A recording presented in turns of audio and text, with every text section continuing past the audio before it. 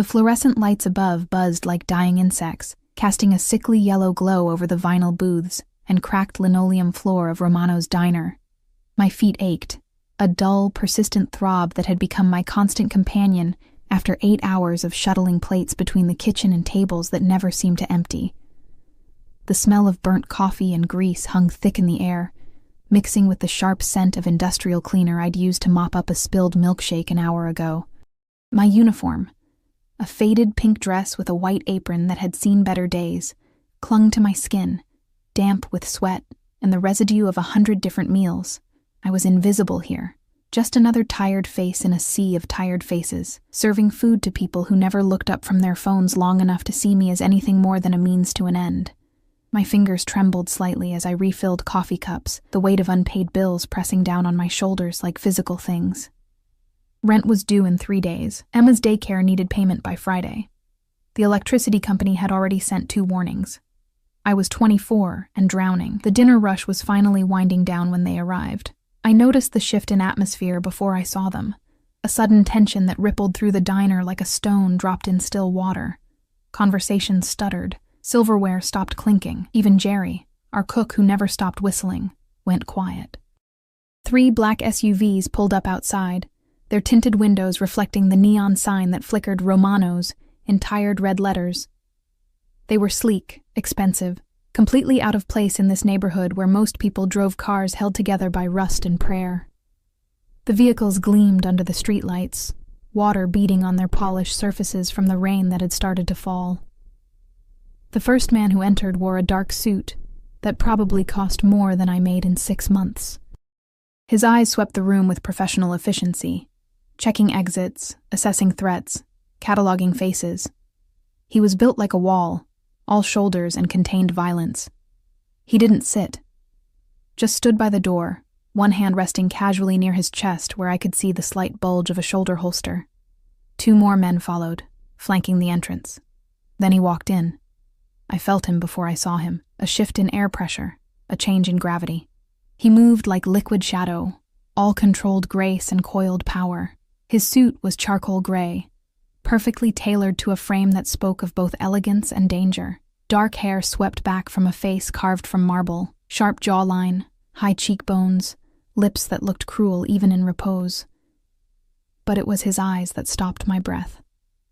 Dark as midnight, cold as winter ice, they scanned the room with the casual authority of someone who owned everything he surveyed. The scent of expensive cologne reached me.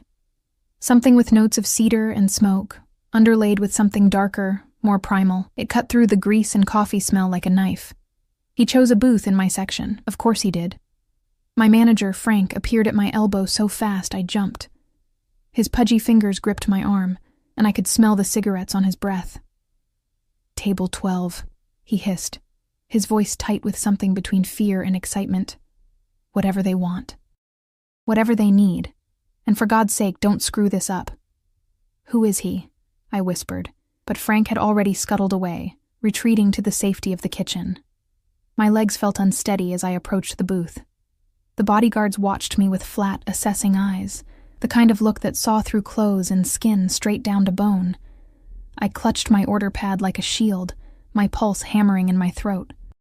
He sat alone in the booth, one arm draped along the back of the seat, his body language speaking of absolute confidence. Up close, he was devastating. Not handsome in any conventional sense. His features were too harsh, too predatory for that, but compelling, magnetic, dangerous in a way that made my stomach clench and my skin prickle with awareness. "What can I get you?" My voice came out steadier than I expected, which felt like a small victory. He didn't look at the menu, didn't look at me either, not at first. His gaze was fixed on something outside the rain-streaked window, his profile sharp enough to cut. When he finally turned those dark eyes on me, I felt pinned, a butterfly on display, every weakness exposed. "Coffee. Black." His voice was deep, smooth as aged whiskey, with an accent that spoke of old money and older violence, and whatever your cook makes best. "That would be the meatloaf," I said, finding my professional smile somewhere beneath the fear. "Comes with mashed potatoes and..." "Fine." He dismissed me with a slight gesture, already looking back at his phone. On the table in front of him, I noticed 2 other phones, one buzzing silently with incoming messages. A man who needed multiple lines of communication. A man with secrets. I should have walked away, should have taken his order to the kitchen and forgotten about those cold eyes and that dangerous mouth. But as I turned, my foot caught on the uneven linoleum. The same piece I'd been meaning to report to Frank for weeks. My body pitched forward, the order pad flying from my hands. I didn't hit the ground. Couldn't. Because suddenly there were hands on my waist. Strong, sure, impossibly fast. He'd moved without seeming to move at all, catching me before I could fall, pulling me against a chest that felt like stone wrapped in expensive fabric. For a moment, the world stopped. I was acutely aware of everything. The heat of his hands burning through the thin fabric of my uniform, the way my palms had landed flat against his chest, the steady rhythm of his heartbeat beneath my fingers.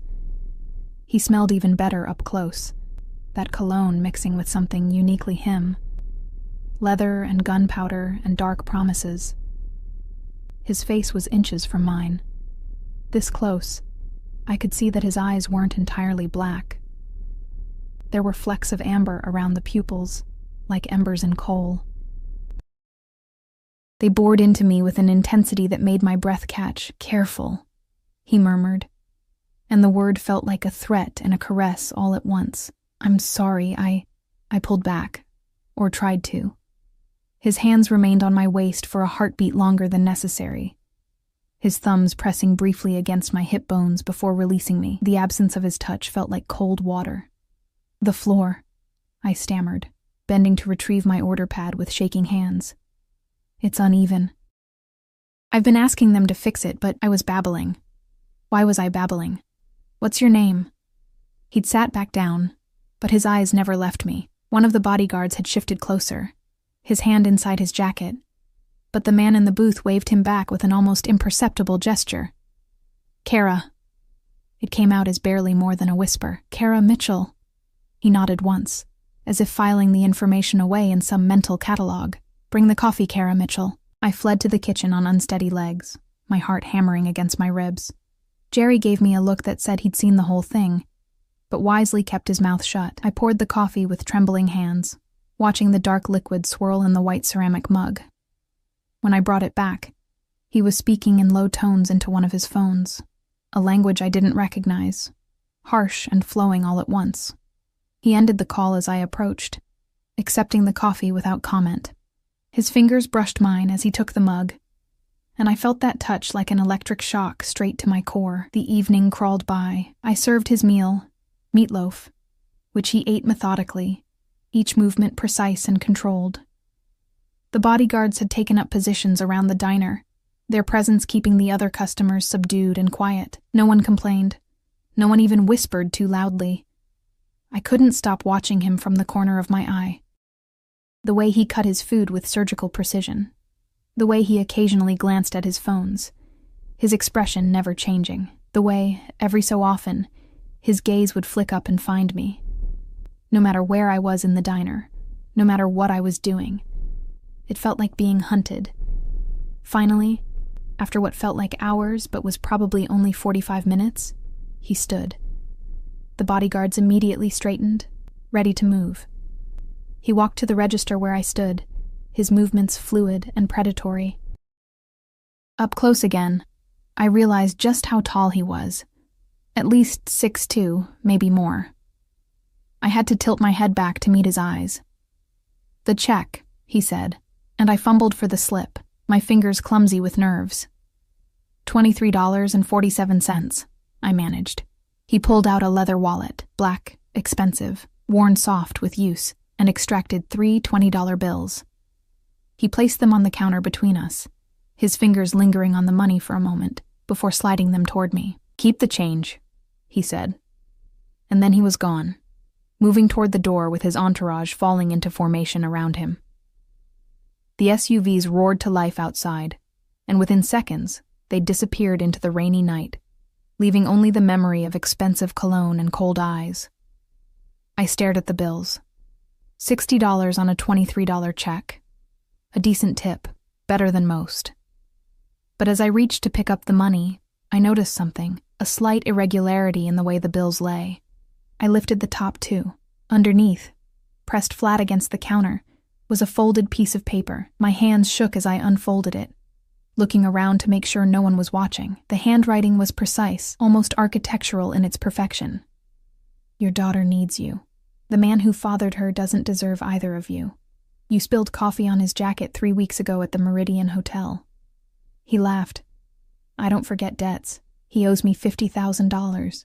You can work off his debt, or I can collect from him. Your choice. Be at the corner of 5th and Main tomorrow, 9 p.m. Come alone, bring nothing. Tell no one. D.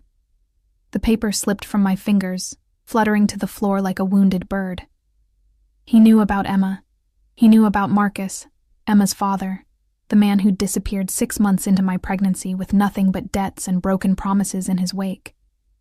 He knew about the Meridian Hotel, that catering job I'd taken to make extra money, the expensive party where I'd accidentally bumped into someone and spilled champagne and coffee across an obviously expensive jacket. I'd apologized profusely to the laughing man in the designer suit, never seeing his face clearly in the crowd, never knowing that simple accident had somehow tied me to something dark and dangerous. My knees gave out, and I grabbed the counter for support. Frank emerged from the back, his face flushed. Did he leave a tip? What did he... He saw my expression and stopped. Kara, you okay? I couldn't speak. Couldn't breathe. The diner spun around me, the buzzing lights, the smell of coffee, the concerned face of my manager all blurring into meaningless noise. Outside, the rain fell harder, drumming against the windows like fingers demanding entry.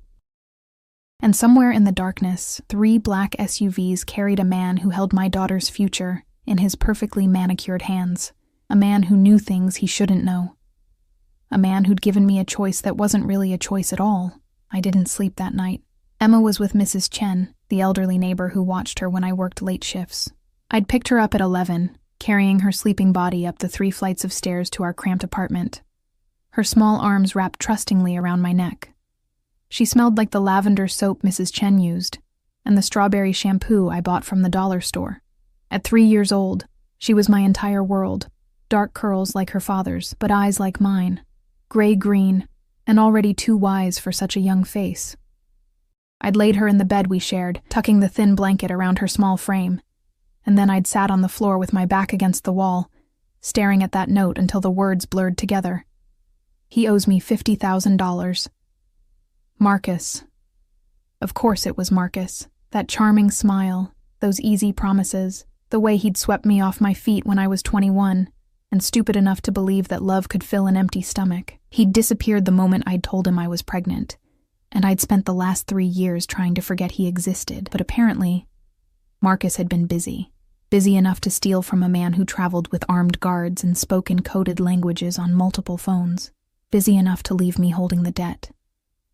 The rational part of my brain screamed at me to go to the police, but the part that had grown up in this neighborhood, that had seen how the world really worked, knew better. Men like him, men who commanded silence with their presence, who moved through the city like sharks through dark water. They didn't make threats they couldn't keep, and they certainly didn't forgive debts. Your daughter needs you. 4 words that wrapped around my throat like a noose. As dawn broke over the city, painting the sky in shades of bruised purple and sickly orange, I made my decision. I had no choice, really. I never had. The day passed in a fog. I called in sick to work, the first time in 2 years, and dropped Emma at daycare with a smile that felt like broken glass on my face.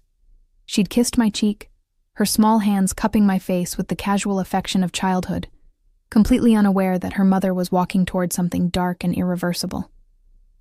Love you, Mama, she'd whispered against my ear, and I'd held her tighter than I should have, breathing in the scent of her, memorizing the weight of her in my arms. Love you more, baby girl. I spent the afternoon in our apartment, watching the clock tick toward 9 p.m. with the slow inevitability of an execution. I showered, washing away the smell of the diner, and dressed in the only decent clothes I owned. Jeans without holes, a plain black sweater, the jacket I'd bought from a thrift store that almost looked professional if you didn't look too close. I braided my hair, the repetitive motion of weaving strands together oddly calming. At 8:30, I kissed Emma's sleeping form one more time. Mrs. Chen had agreed to keep her overnight, bless her kind heart, and stepped out into the October night. The city felt different somehow, more menacing. Shadows seemed deeper, streetlights dimmer. Every passing car could be him. Every footstep behind me could be danger. I walked the 12 blocks to 5th and Main with my hands shoved deep in my pockets, my breath forming small clouds in the cooling air. The corner was in the warehouse district, where old brick buildings stood like forgotten sentinels, their windows dark and empty. The streetlight overhead flickered intermittently, casting the intersection in alternating light and shadow. A few cars passed, but none stopped. I was alone. At exactly 9 p.m., I heard them. The SUVs appeared from 3 different directions, moving with coordinated precision that spoke of military training, or something worse. They formed a loose triangle around me, engines purring like predatory cats, headlights pinning me in place. I couldn't see through the tinted windows, but I felt the weight of eyes on me, assessing, judging, cataloging. The rear door of the center vehicle opened. He stepped out, and even in the dim light, he was devastating. Tonight, he wore all black. Suit, shirt, tie, even his shoes gleamed with dark polish. It made him look like a beautiful nightmare, something that belonged to the darkness between stars. The flickering streetlight caught the planes of his face, highlighting those sharp cheekbones, that cruel mouth. He walked toward me with that same liquid grace, and I forced myself to stand still, to not run, to not show the terror clawing at my insides. The bodyguards remained by the vehicles, but I could feel their attention like physical pressure.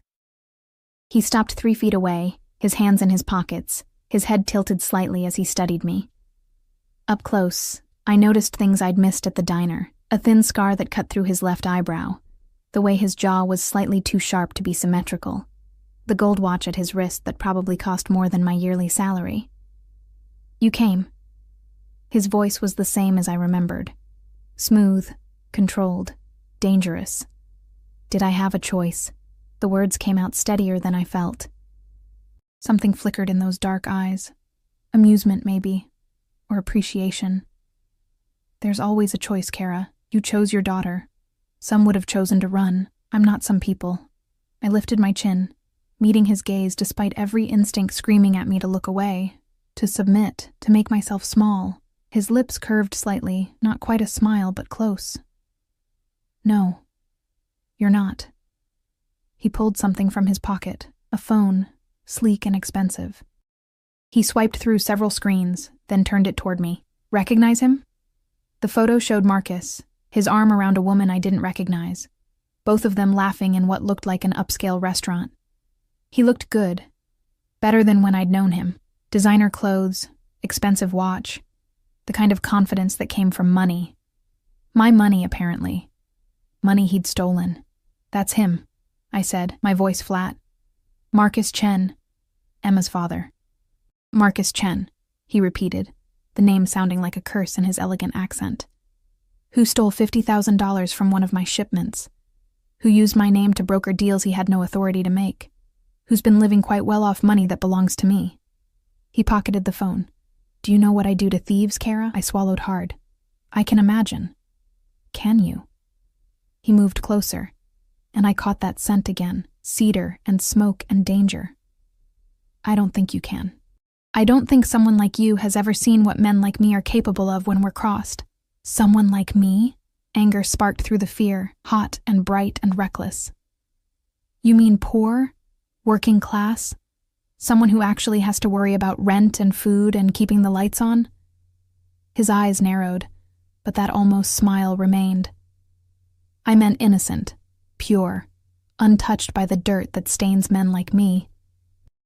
He reached out, and I flinched, but he only brushed a strand of hair that had escaped my braid behind my ear. His fingers were warm, his touch surprisingly gentle. "But you're angry. Good. Anger is useful. Fear makes people stupid. Anger makes them survive." I jerked back from his touch. "What do you want from me?" "I told you. You work off his debt." "Doing what?" "I'm a waitress. I don't have skills you could possibly— You're Emma's mother. He said it like it explained everything. Marcus stole from me, but more than that, he laughed when I suggested he should take responsibility for his child. He laughed at the idea that you and your daughter were his problem. The temperature in his voice dropped several degrees. I don't like men who abandon their children. My father was many things, most of them terrible, but he never pretended we didn't exist. So this is about— what? Morality? I couldn't keep the disbelief from my voice. You're a— I stopped myself, but he finished for me. Criminal? Murderer? Monster? He shrugged one elegant shoulder. All accurate. But even monsters have codes, Kara. And Marcus broke mine.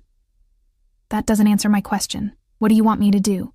He studied me for a long moment, his expression unreadable. Then he gestured toward the SUV. Get in. We'll discuss terms somewhere less exposed. Every survival instinct I had screamed at me to refuse. Getting in that vehicle was crossing a line, stepping into a world I couldn't uncross or step back from. But Emma's face floated before my eyes. Those trusting gray-green eyes, that innocent smile. I walked to the SUV. The interior was exactly what I expected. Black leather, tinted windows, the smell of expensive cologne and gun oil. He slid in beside me, close enough that I could feel the heat radiating from his body. The door closed with a heavy thunk that sounded like a cell door locking. The vehicle pulled away from the curb, smooth and silent. I watched the familiar streets of my neighborhood slide past the tinted windows, each block taking me further from safety. Where are we going? My voice sounded small in the enclosed space. Somewhere we can talk without interruption. He was scrolling through one of his phones, his attention seemingly divided, but I had the sense that he was aware of every breath I took, every shift of my body. You'll be home by midnight. You have my word. The word of a criminal. He glanced up, and that almost smile appeared again. The word of Dante Rossini, which, in certain circles, is worth more than any legal contract. He set the phone aside. Your daughter is with Mrs. Chen, apartment 3B, correct? The arrangement is 4 nights a week, Tuesdays through Fridays, 7 p.m. to midnight. You pay her $60 a week, which is less than she deserves but all you can afford. My blood turned to ice. How do you— I know everything about you, Kara Mitchell. Born April 3rd, 2001 at Mercy Hospital. Mother died of cancer when you were 16. Father unknown. You graduated high school with a 3.8 GPA despite working 2 jobs. Accepted to State University on a partial scholarship but couldn't afford the rest. You've worked at Romano's Diner for 3 years. You have $247 in your checking account, $0 in savings. Your rent is $850 a month for a 1-bedroom apartment you share with your daughter. You're 2 months behind on your electric bill and 1 month behind on Emma's daycare fees. Each fact landed like a physical blow. He'd investigated me, thoroughly, which meant this wasn't random, wasn't just about Marcus. This was calculated, planned. Why? I whispered. Why do you know all this? Because I needed to know if you were worth the investment. He shifted slightly, turning to face me more fully. Investment? $50,000 is not an insignificant amount, but it's not enough to warrant my personal attention. Marcus Chen is a small-time thief, barely worth the bullet to kill him. His casual mention of murder made my stomach clench. But when I looked into his life, I found you. And Emma. And I learned about the Meridian Hotel. The catering event. That spilled coffee. I don't understand. The man whose jacket you ruined was my uncle, Roberto Rossini. His voice carried a weight of something. Grief, maybe, or old rage. He died 3 weeks ago. Heart attack, sudden and unexpected. The doctors said the stress finally caught up with him. He paused, his jaw tightening almost imperceptibly. He spoke of you that night, the kind young woman who'd apologized so profusely for such a small accident, who'd offered to pay for the cleaning, despite clearly having nothing to spare. He was charmed. The pieces started clicking together, forming a picture I didn't want to see. Before he died, he changed his will. He'd never married, never had children. He left everything to me, his businesses, his properties, his accounts. But he also left a list of people he wanted me to look after. Your name was on it. The waitress with the kind eyes. He called you. Dante's expression was unreadable. So when I discovered that the same woman my uncle wanted protected was connected to a thief who'd stolen from me, who'd abandoned his own child, it seemed like fate. Fate, I repeated numbly. I'm offering you a deal, Kara, a way to protect your daughter and honor my uncle's last wishes. He leaned closer, and I pressed myself against the door, my heart hammering.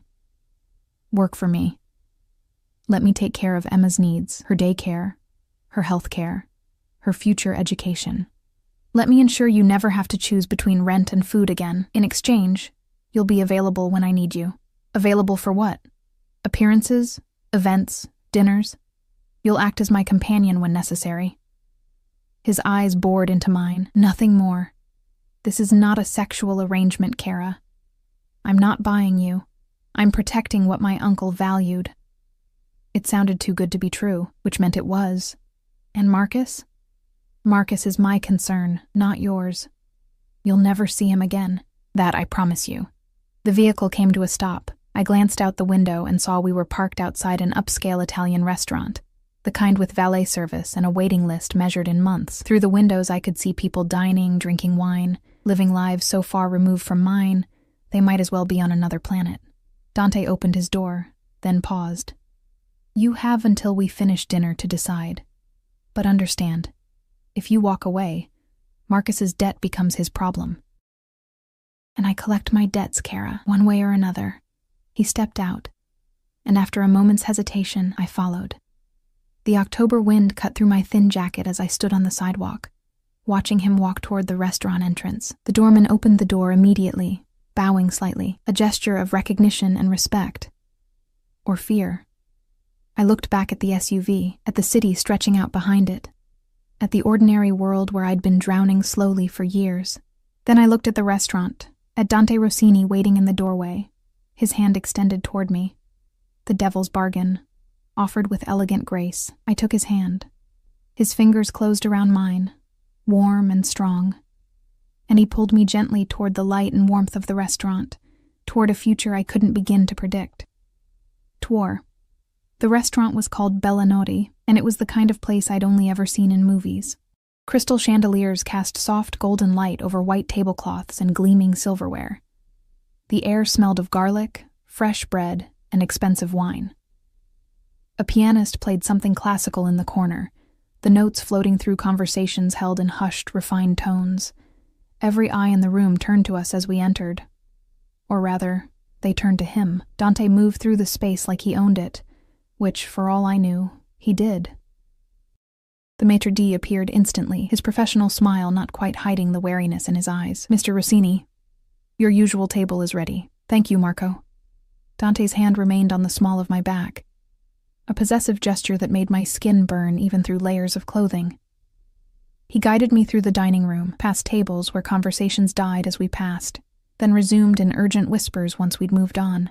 Our table was in the back corner, positioned so that Dante's back was to the wall, and he had a clear view of every entrance and exit. One of the bodyguards, the one who'd been at the diner, took up position near the bar, his eyes constantly scanning. Another disappeared toward what I assumed was the kitchen entrance. Dante pulled out my chair with old-world courtesy that seemed incongruous with everything else I knew about him. I sat, my hands twisting in my lap beneath the table, acutely aware of how out of place I looked in my thrift store jacket and worn jeans. Relax, he said, taking his own seat with fluid grace. No one here will judge you. They wouldn't dare. Because they're afraid of you. Yes. No hesitation, no false modesty. Just simple truth. A waiter appeared, young, nervous, his hands shaking slightly as he poured water into crystal glasses.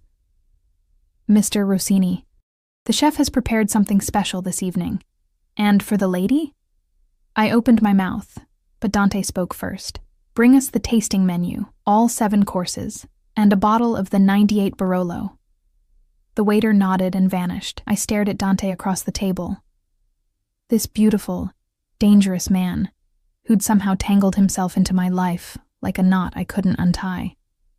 I can order for myself, I said quietly. Can you read Italian?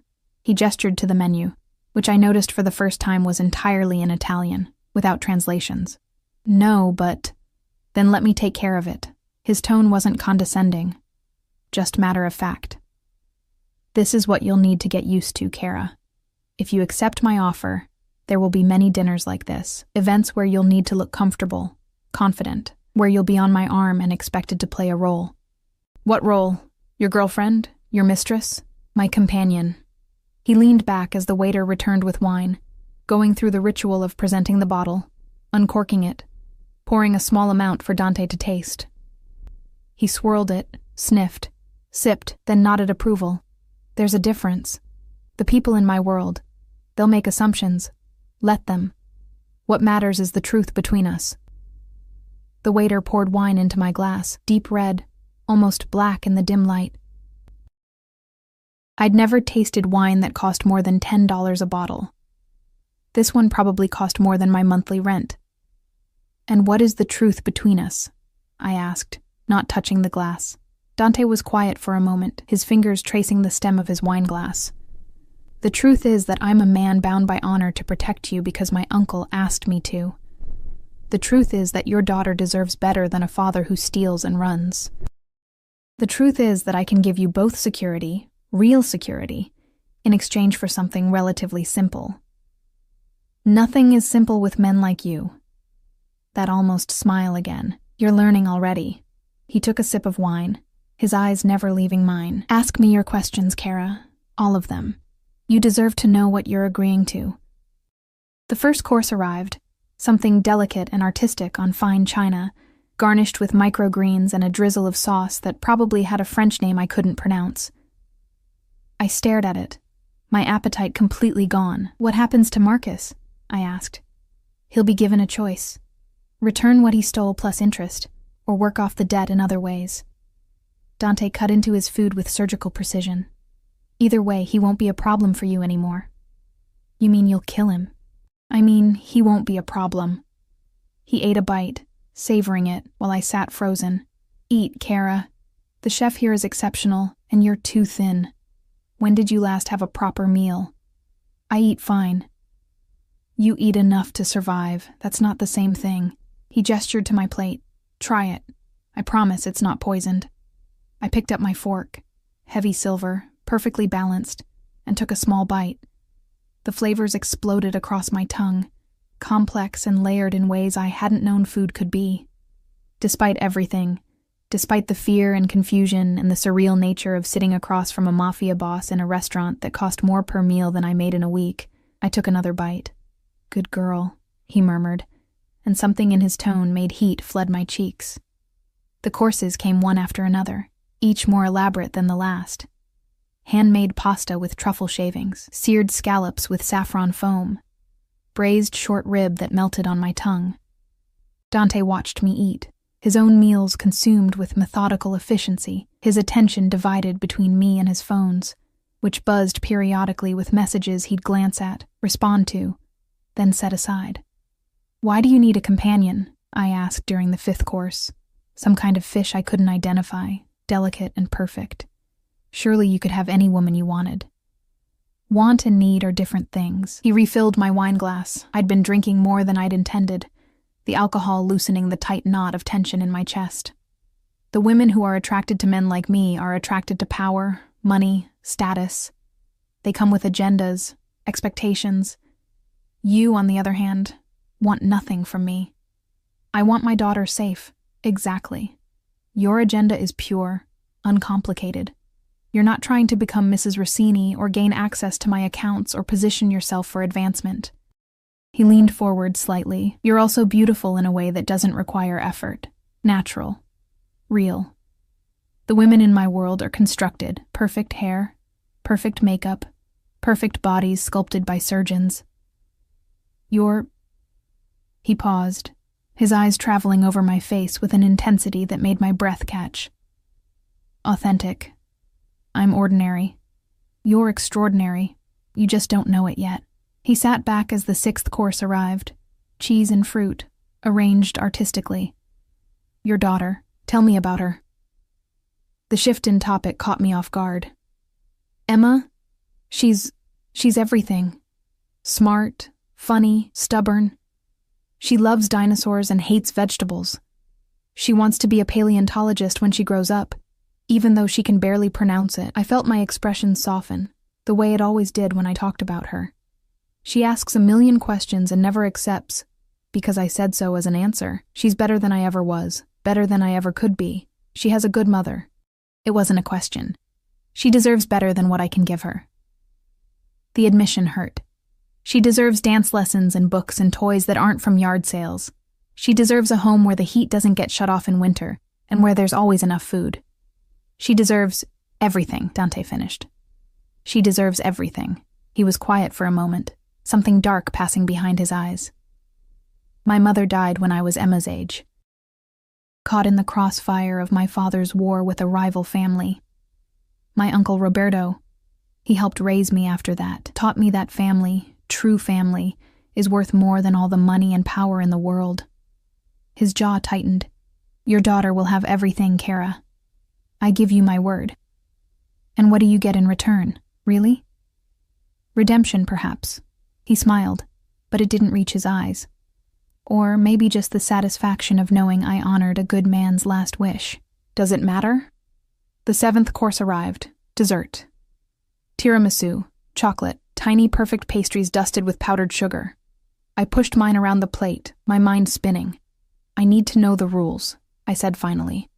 If I agree to this, I need to know exactly what you expect. Dante set down his fork and folded his hands on the table.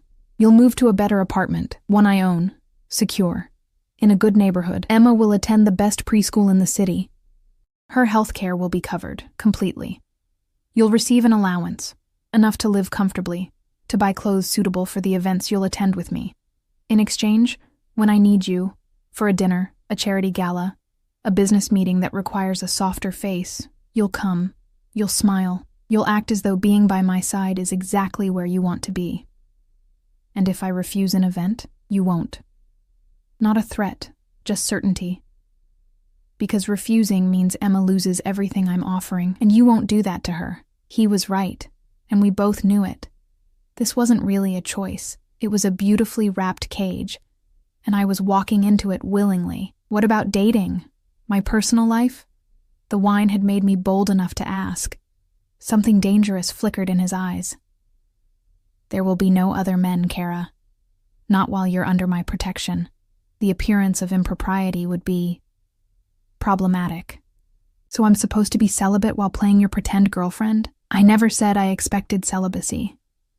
His voice dropped lower, intimate, and dark. I said no other men. There's a difference. The implication hung in the air between us, charged and dangerous.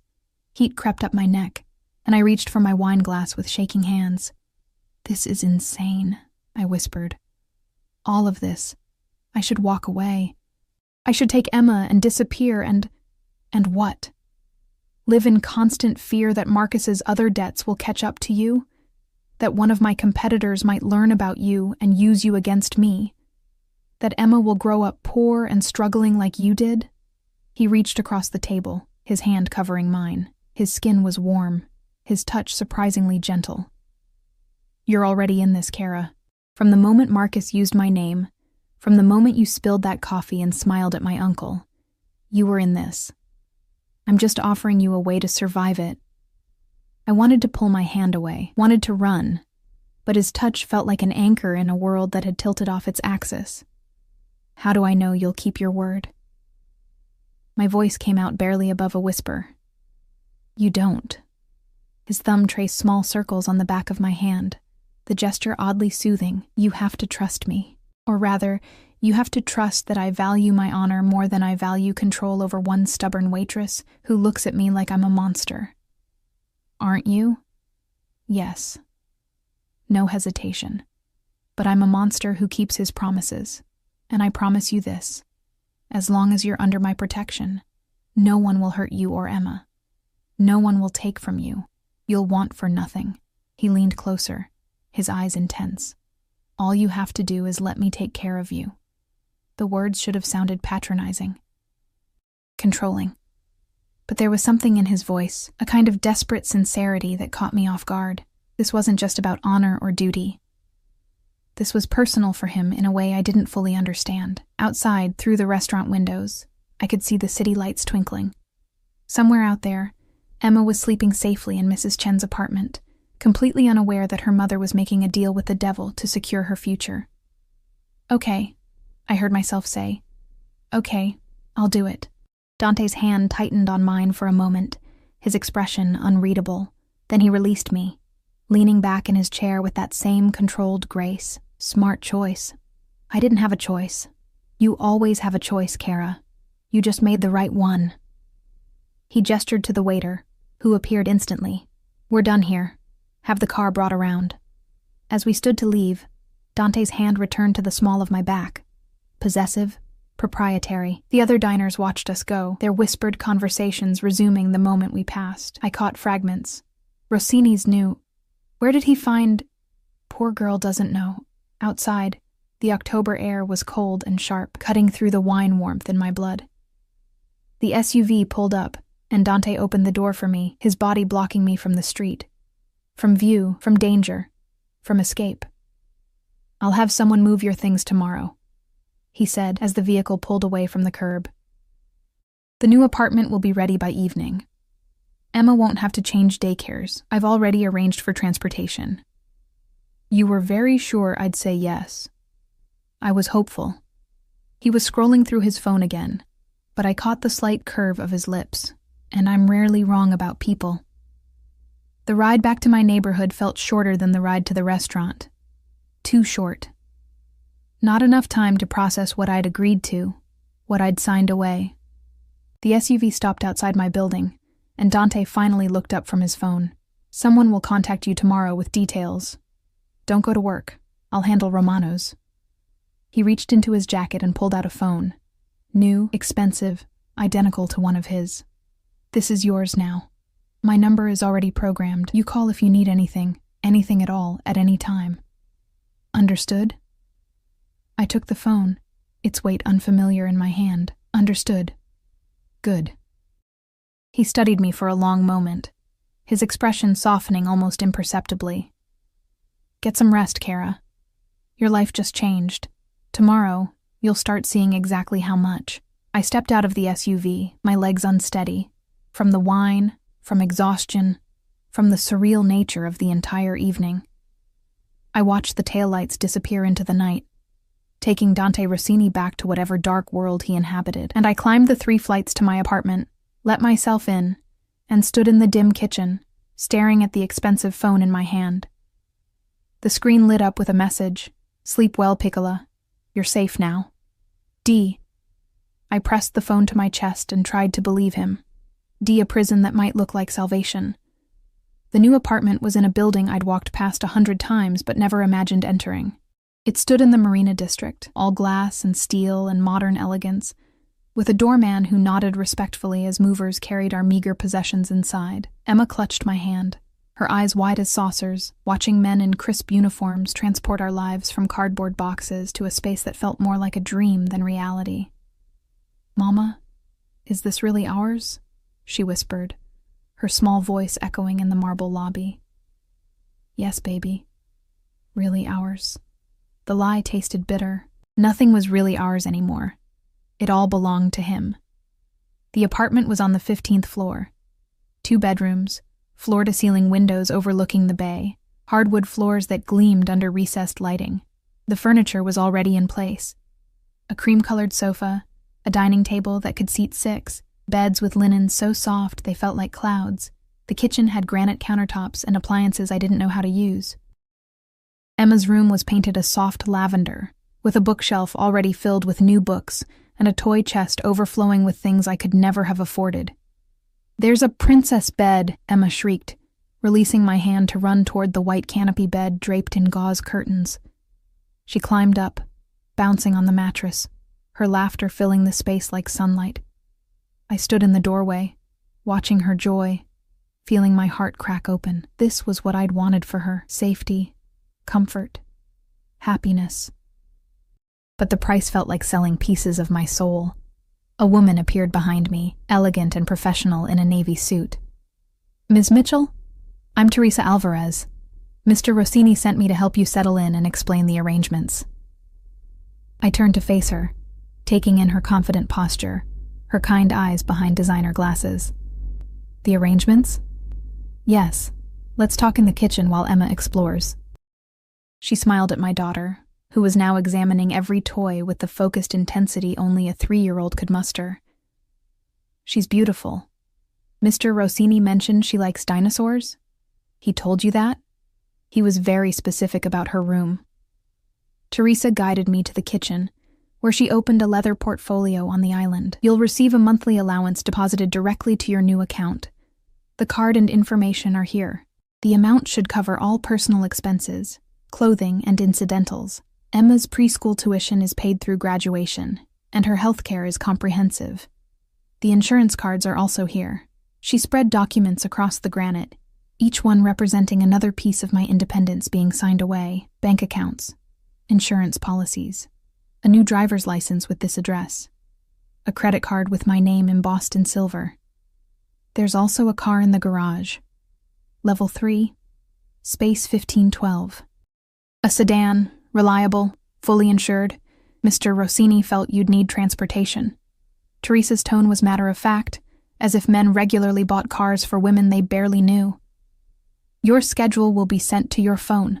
When Mr. Rossini needs you for an event, you'll receive 48 hours notice when possible, though sometimes it will be less. Emma will be cared for by vetted professional nannies during those times. Strangers watching my daughter? The words came out sharper than intended. Teresa's expression softened. I understand your concern. The nannies all have extensive backgrounds in early childhood education and have been thoroughly screened. You'll meet them before they watch Emma, and you're welcome to reject anyone you're not comfortable with. She pulled out another folder, this one thick with profiles, each containing photos, resumes, and background checks.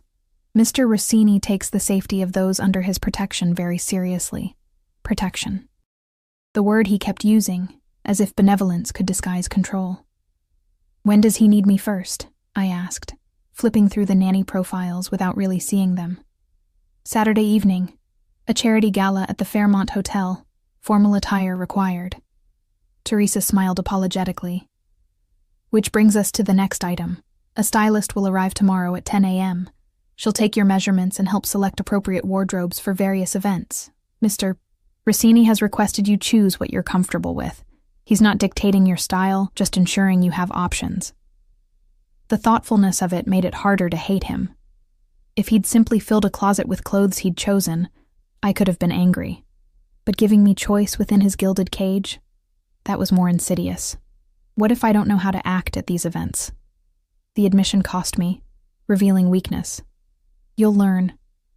And honestly, Teresa leaned against the counter, her professional demeanor cracking slightly. Most of the people there are just as insecure, just better at hiding it. Wear something beautiful, smile, and stay close to Mr. Rossini. He'll handle the rest. After Teresa left, I explored the apartment while Emma played. The master bedroom had a king-sized bed, a walk-in closet, and an ensuite bathroom with a tub large enough to swim in. The windows looked out over the bay, where sailboats drifted like white triangles against blue water. On the nightstand, I found a note in that precise architectural handwriting. Welcome home, Kara. Everything here is yours. Use it. Enjoy it. Let Emma be a child without worry. I'll see you Saturday. I crumpled the note in my fist, then smoothed it out again, tucking it into my pocket like a talisman or a warning. The next 2 days passed in a blur. The stylist, a whirlwind named Valentina with bright red lipstick and an eye for color, arrived with racks of clothing and boxes of shoes. She measured, assessed, and made me try on what felt like 100 different outfits while Emma watched, clapping for each one like I was a princess in a fashion show. You have a good figure, Valentina declared, circling me in a cocktail dress that probably cost more than my old monthly rent. Natural curves, which is refreshing. We'll play those up. Elegant, but not trying too hard. Mr. Rossini will appreciate the subtlety. Does he do this often? I asked. Set up women in apartments and buy them wardrobes? Valentina paused, pins held between her lips. She removed them carefully before answering. In the 5 years I've worked for Mr. Rossini, you're the first. Usually he just sends me to dress his dates for specific events. Women who come and go. But you? She gestured around the apartment. This is different. This is permanent. The word hung in the air like smoke. Saturday arrived too quickly. Emma spent the day at her new preschool, a place with art rooms and a playground that looked like something from a fantasy, while I prepared for my first appearance as Dante Rossini's companion. The dress Valentina had selected was midnight blue, silk that hugged my body before flowing to the floor in elegant waves. The neckline was modest, but the back was bare, exposing skin from my shoulders to my lower back. Matching heels added 4 inches to my height. A simple diamond necklace, on loan, Valentina had emphasized, glittered at my throat. I barely recognized the woman in the mirror. My hair was swept up, a few strategic curls framing my face. Makeup-enhanced features I'd always considered plain, making my eyes look larger, my lips fuller, my cheekbones more pronounced. I looked expensive, polished, like someone who belonged on Dante Rossini's arm. The buzzer sounded at exactly 7 p.m. I kissed Emma goodbye.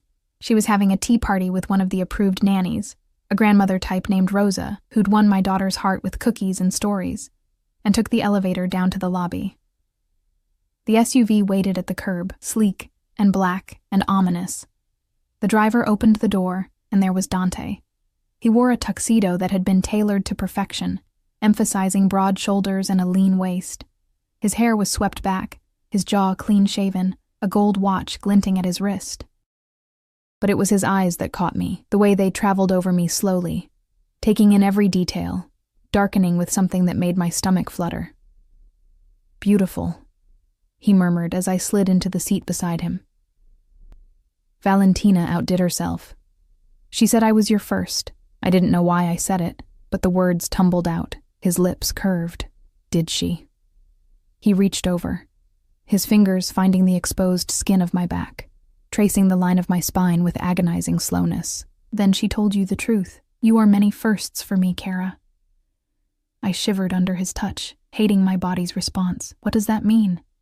It means don't believe everything you hear about me tonight. People will talk. They always do. They'll say I'm a monster who destroys everything I touch. They'll say women who get close to me end up ruined or dead. His hand remained on my back, possessive and warm.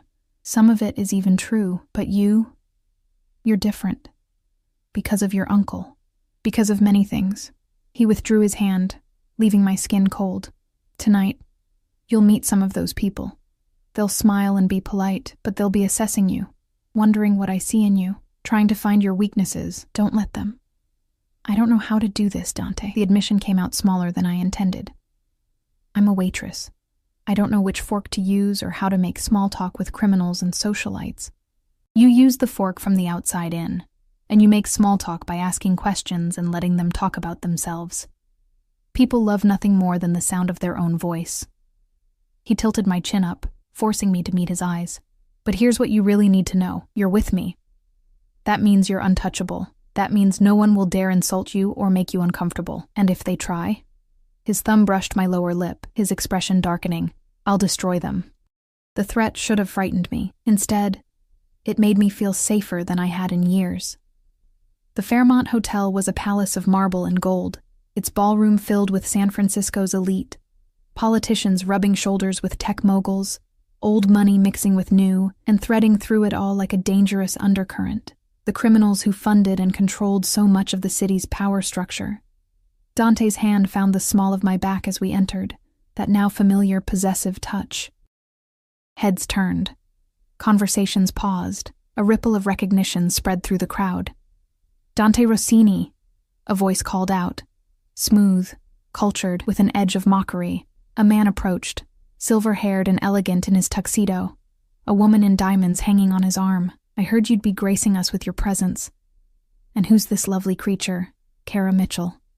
Dante's voice was pleasant, but I felt the tension in his body.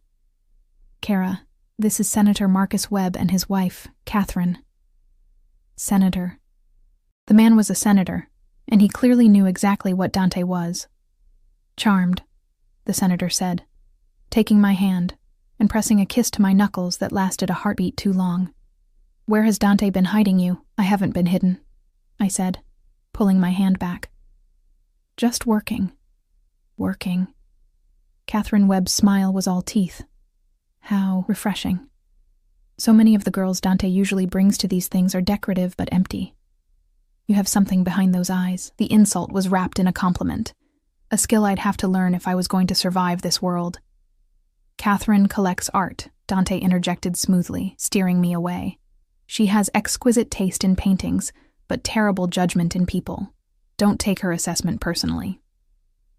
We move through the crowd, Dante introducing me to a dizzying array of faces and names I'd never remember. A tech CEO, a real estate developer, a woman who owned half the restaurants in the city. And threaded among them, men who stood a little too still, who watched a little too carefully, who greeted Dante with the kind of deference that spoke of fear and respect in equal measure. His world, the underworld, masquerading as high society. We were at the bar when I felt it, eyes on me, intense and malevolent. I turned and saw a woman across the room, stunning in red silk, her dark eyes fixed on me with undisguised hatred. She was speaking to an older man, but her attention never wavered. "Who is that?" I whispered to Dante. He followed my gaze, and his expression went cold. "Isabella Marchetti. She was an associate. Nothing more. She doesn't look like she thinks she was nothing. What Isabella thinks is irrelevant." He took my hand, threading his fingers through mine. "What matters is what's true, and the truth is, you're the woman on my arm tonight, not her, not anyone else." Isabella started toward us, her stride purposeful, but one of Dante's bodyguards intercepted her smoothly, redirecting her toward the terrace with a few quiet words. She went, but not before shooting me one more look of pure venom. "She wants to kill me," I said, my voice shaking slightly. "She wants what she can't have." Dante pulled me closer, his arm sliding around my waist. "Let her want. You're under my protection, remember?" The rest of the evening passed in a haze of champagne and careful conversations. Dante never left my side, his hand always touching me, my waist, my back, my arm, marking me as his in front of everyone who mattered.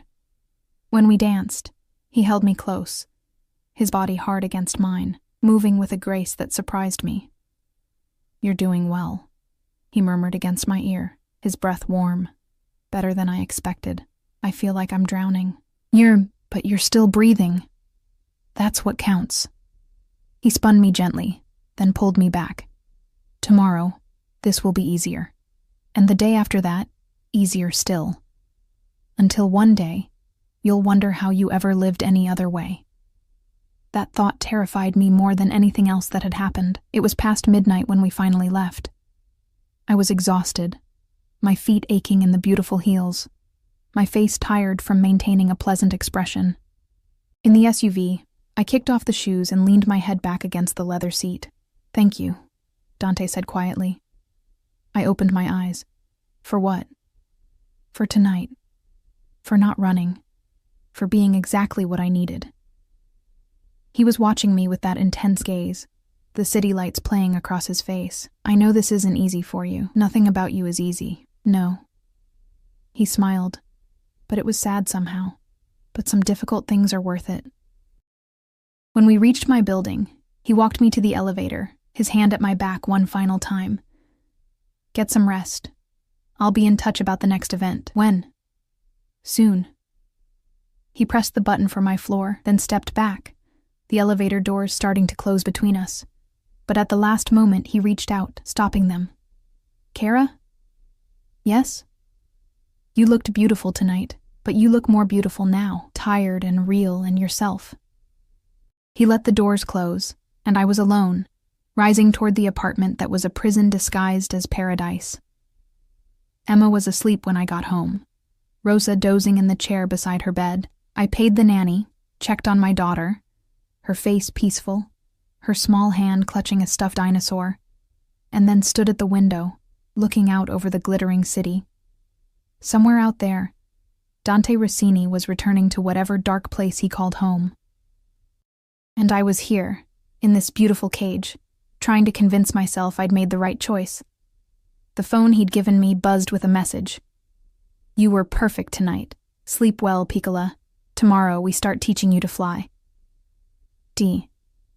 I didn't know if he meant it literally or metaphorically. I was afraid to find out. 3 months passed like a fever dream, brilliant and disorienting, and impossible to fully grasp. I attended galas in glittering ballrooms, charity auctions where single bottles of wine sold for thousands, intimate dinners where senators and tech moguls discussed policy between courses, while their criminal benefactors listened and smiled. I learned which fork to use, how to deflect intrusive questions with gracious vagueness, how to stand beside Dante Rossini and look like I belonged there. But more than that, I learned him. I learned that he took his coffee black with 1 sugar, always in the same plain white mug despite owning china that cost more per piece than my old monthly salary. I learned that he spoke 4 languages fluently and could read 3 more. I learned that he had nightmares. I'd seen the exhaustion in his eyes after particularly late nights, the way his jaw would tighten when someone mentioned his father. I learned that he was ruthless in business but surprisingly gentle with Emma, who'd taken to calling him Mr. Dante and showing him her dinosaur drawings with the unself-conscious enthusiasm of childhood. That terrified me most of all, how easily my daughter had accepted him into our lives, how she'd light up when he visited, how she'd started asking when we'd see him next. It was December now, the city dressed in holiday lights and false cheer. Emma's preschool was having a winter performance, and I'd mentioned it casually to Dante during one of our dinners. These had become more frequent, sometimes with events attached, sometimes just the 2 of us in quiet restaurants where he'd ask about my day and actually listen to the answers. I didn't expect him to come. He was a busy man, important, with concerns far beyond a 3-year-old's performance in a church basement. But when I arrived at the preschool, scanning the crowd of parents with phones raised and proud smiles, I saw him. He stood at the back, deliberately separate from the other parents, wearing dark slacks and a black sweater that made him look less like a crime lord and more like some dangerous poet. One of his bodyguards, Marco, I'd learned his name, stood near the door, but otherwise, Dante was alone, his attention fixed on the small stage where children in paper snowflake costumes waited for the music to start. I made my way to him, my heart doing something complicated in my chest. "You came. You said it was important to Emma." He glanced at me, and something in his expression was softer than usual. "That makes it important to me." The performance was chaos, children forgetting their lines, one crying, another waving enthusiastically at parents throughout. But Emma was perfect. She sang her solo about snowflakes with the serious concentration she brought to everything, her small voice clear and proud. When she finished, her eyes scanned the crowd until they found us, and her face split into the biggest smile I'd ever seen. After, when we collected her and she threw herself at Dante with a hug that would have been shocking 3 months ago but was now almost routine, he lifted her easily, letting her chatter about the performance while I gathered her coat and backpack. "Did you see me, Mr. Dante? Did you hear my song? I didn't forget any words." "You were magnificent," he said seriously, and she beamed. Outside, the December air was sharp with coming rain. Dante's SUV waited at the curb, but he didn't immediately move toward it. Instead, he set Emma down and crouched to her level. "Emma, your mama and I need to talk about grown-up things. Marco is going to take you to get hot chocolate and cookies while we do that, okay? Then we'll come get you." Emma looked between us, her child's intuition sensing something important. "Is Mama in trouble?" "No, Piccola." He smoothed a curl from her face with surprising tenderness. "Nothing like that." "I promise." She studied him for a moment, then nodded, taking Marco's offered hand. The large bodyguard led her toward a cafe down the street, and I watched them go with my heart in my throat. "What's wrong?" I asked when they'd disappeared inside. "Get in the car." It wasn't a request. The drive was silent, tense. Dante stared out the window, his jaw tight, his hands clasped in a way that made his knuckles white. We didn't go to a restaurant or back to my apartment. Instead, we drove to a building I recognized, one of his properties, a penthouse overlooking the bay. The apartment was masculine and minimal. Leather furniture, dark wood, floor-to-ceiling windows revealing the city spread below like scattered diamonds. A bar in the corner held expensive bottles. The only personal touch was a photograph on the mantel, a young Dante with an older man who had kind eyes and a warm smile. His uncle Roberto. "Drink?" Dante moved to the bar without waiting for an answer, pouring amber liquid into 2 glasses. Just tell me what's wrong. I took the glass he offered but didn't drink. You're scaring me. He downed his whiskey in 1 swallow, then poured another. Marcus is dead. The words hung in the air like smoke. I should have felt something. Grief, shock, relief. Instead, I felt numb. How? Does it matter? He turned to face me fully, and I saw something raw in his expression. He's gone. His debts died with him. You're free. Free. I laughed, but it came out broken. I live in an apartment you own, wear clothes you bought, attend events at your command. That's not freedom, Dante. Then leave. He gestured toward the door, his voice harsh. Walk away. Take Emma. Disappear. Start over somewhere I'll never find you. You're released from our agreement. No strings, no consequences. Just go. I stared at him, my heart hammering. This was what I'd wanted, wasn't it? My life back.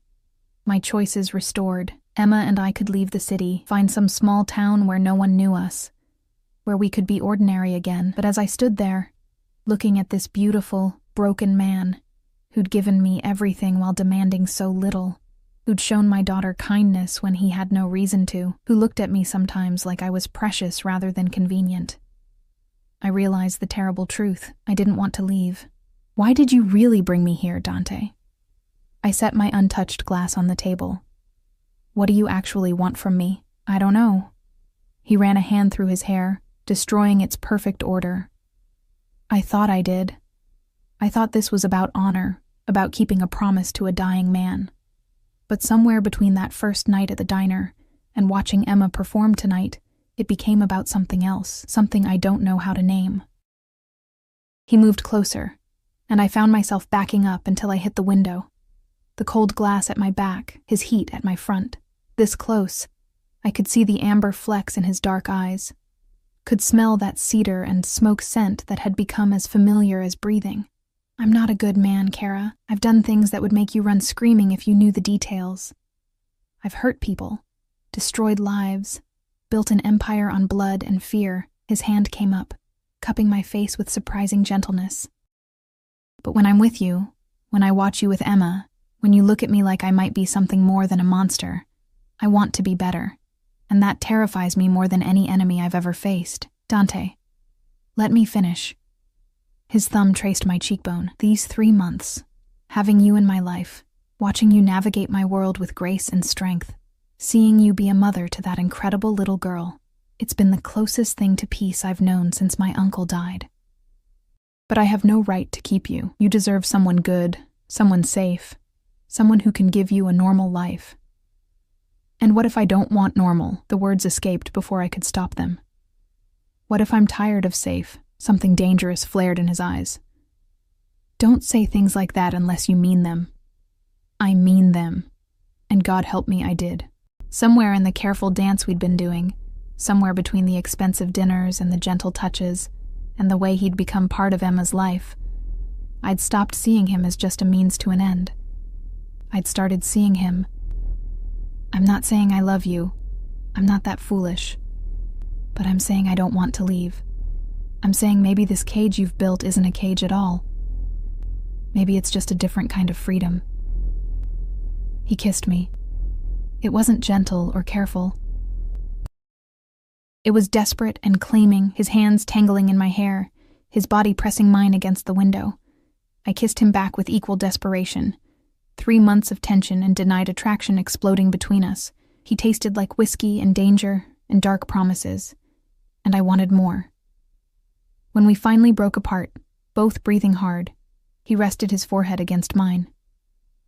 If you stay, if we do this, everything changes. I won't be able to keep my distance. I won't be able to pretend you're just an obligation. Then don't.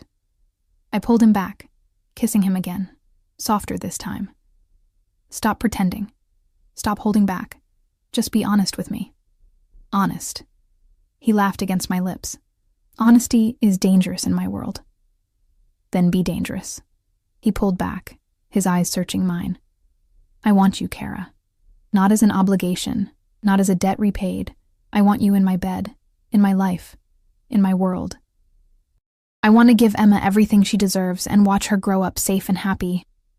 I want to come home to you instead of empty apartments and cold silence. His hands framed my face, but I also want you to choose this. Truly choose it, knowing who I am and what I do. Can you do that? Could I? Could I knowingly tie my life to a man who lived in shadows, who'd killed and would kill again, who existed in a world of violence and moral ambiguity?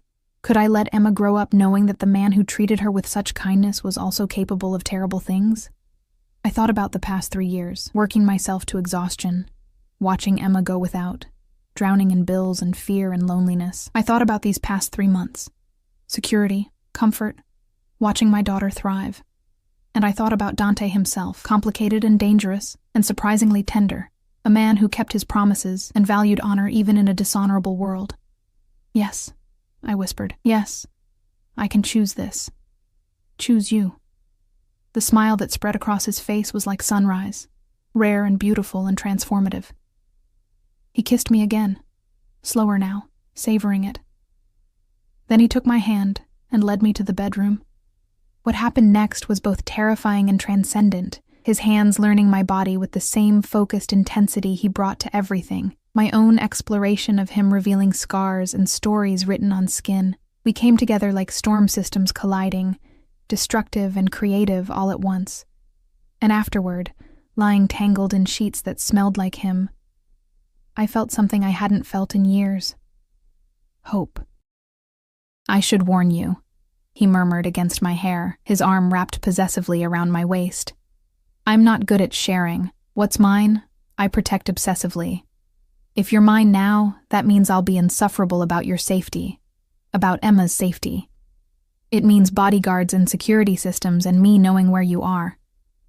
Sounds like a cage, does it?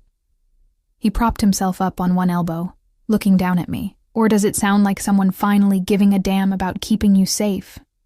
When he put it that way, the cage didn't seem so terrible. We collected Emma from the cafe an hour later, her face sticky with chocolate and happiness. In the car, she fell asleep between us, her head on my lap, her small hand reaching out to grab Dante's finger. He held on carefully, his expression soft in a way I'd never seen before. She trusts you, I said quietly. I'll die before I betray that trust. Not dramatic, just factual. Both of you, you're mine to protect now. That's not an obligation or a duty. It's a privilege. That night, after putting Emma to bed in her princess room, after Dante had checked every lock twice and stationed one of his men in the building's lobby, we stood at the window looking out at the city. Tell me about your uncle, I said. The real story, not just the obituary version. So he did.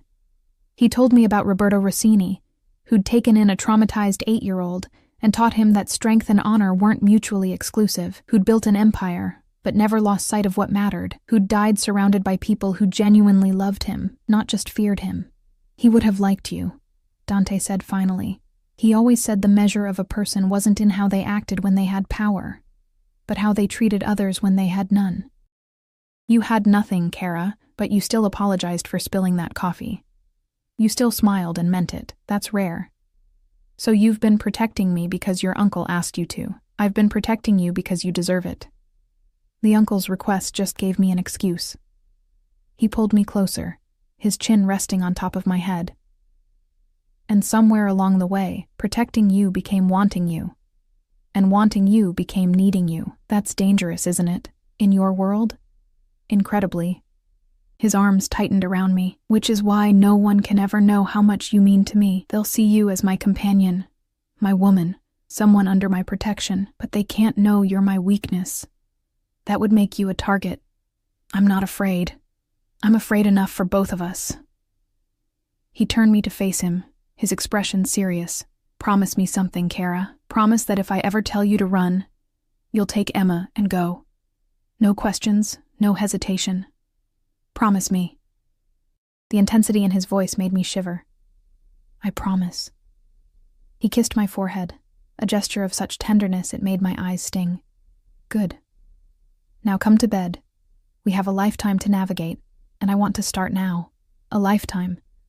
The word should have terrified me. Instead, it felt like a promise. As we settled into bed, his bed, in his apartment, which he'd already said would become our apartment, I thought about how far I'd come from that exhausted waitress at Romano's diner. I'd traded one kind of survival for another, one set of chains for a different set entirely.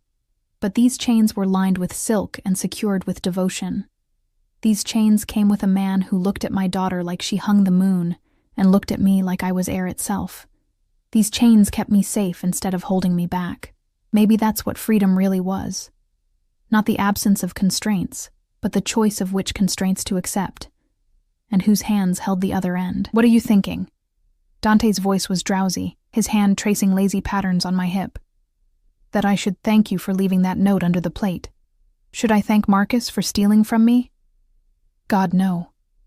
I turned in his arms, studying his face in the dim light. But maybe thank your uncle for noticing me. He had good taste. His hand cupped my face, his thumb brushing my lower lip, in everything. Dante? What happens now? After tonight? After this? What's next? He was quiet for a moment, considering. Now we build something real, not an obligation or an arrangement, but an actual life. I'll still have my business, still do things you're better off not knowing about. But I'll come home to you. I'll teach Emma to ride a bike and intimidate her future boyfriends. I'll take you to boring charity dinners and make love to you after. We'll fight and make up and figure out how two people from completely different worlds can build one together. Sounds complicated. Everything worth having is complicated. He pulled me closer, his heartbeat steady beneath my ear. But I've built an empire from nothing, Kara. I think I can handle building a family. A family. The words settled around us like a blanket, warm and terrifying and perfect. Outside, the city glittered with 1,000 lights, each one representing a life, a story, a choice made in darkness. And here, in this penthouse that floated above it all, I'd made my choice too. I'd chosen the monster who wanted to be a man, the criminal who valued honor, the dangerous man who'd given me safety and asked for nothing but my presence in return. I'd chosen Dante Rossini, and as sleep pulled me under, his arms wrapped around me like the most beautiful cage in the world, I realized something that should have terrified me, but instead filled me with peace. I'd choose him again, and again, and again, every single time.